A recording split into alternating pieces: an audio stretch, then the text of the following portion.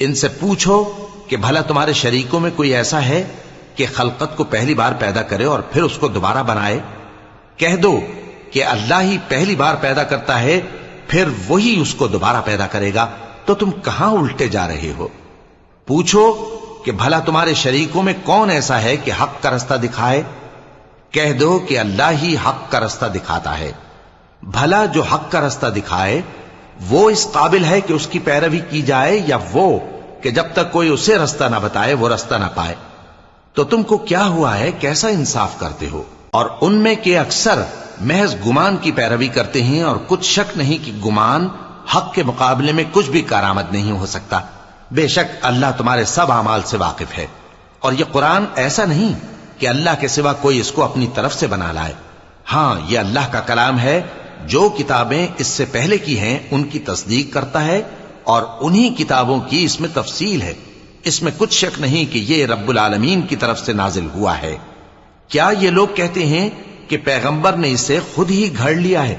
کہہ دو کہ اگر سچے ہو تو تم بھی اس طرح کی ایک صورت بنا لاؤ، اور اللہ کے سوا جن کو تم بلا سکو بلا بھی لو۔ حقیقت یہ ہے کہ جس چیز کے علم پر یہ قابو نہیں پا سکے اس کو نادانی سے جھٹلا دیا، اور ابھی اس کی حقیقت ان پر کھلی ہی نہیں۔ اسی طرح جو لوگ ان سے پہلے تھے انہوں نے جھٹلایا تھا، سو دیکھ لو کہ ظالموں کا کیسا انجام ہوا۔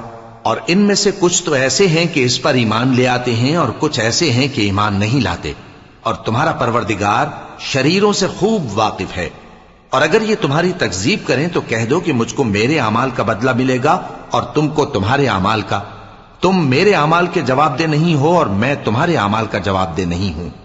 اور ان میں بعض ایسے ہیں کہ تمہاری طرف کان لگاتے ہیں، تو کیا تم بہروں کو سناؤ گے اگرچہ کچھ بھی سنتے سمجھتے نہ ہو؟ اور بعض ایسے ہیں کہ تمہاری طرف دیکھتے ہیں، تو کیا تم اندھوں کو رستہ دکھاؤ گے اگرچہ کچھ بھی دیکھتے بھالتے نہ ہو؟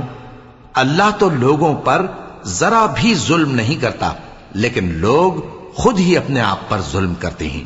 اور جس دن اللہ ان کو جمع کرے گا تو وہ دنیا کی نسبت ایسا خیال کریں گے کہ گویا وہاں گھڑی بھر دن سے زیادہ رہے ہی نہیں تھے، اور آپس میں ایک دوسرے کو شناخت بھی کریں گے۔ جن لوگوں نے اللہ کے روبرو حاضر ہونے کو جھٹلایا وہ خسارے میں پڑ گئے اور راہیاب نہ ہوئے۔ اور اے پیغمبر، اگر ہم کوئی عذاب جس کا ان لوگوں سے وعدہ کرتے ہیں تمہاری آنکھوں کے سامنے نازل کریں، یا اس وقت جب ہم تمہیں اٹھا لیں، بہرحال ان کو ہمارے ہی پاس لوٹ کر آنا ہے۔ پھر جو کچھ یہ کر رہے ہیں اللہ اس کو دیکھ رہا ہے۔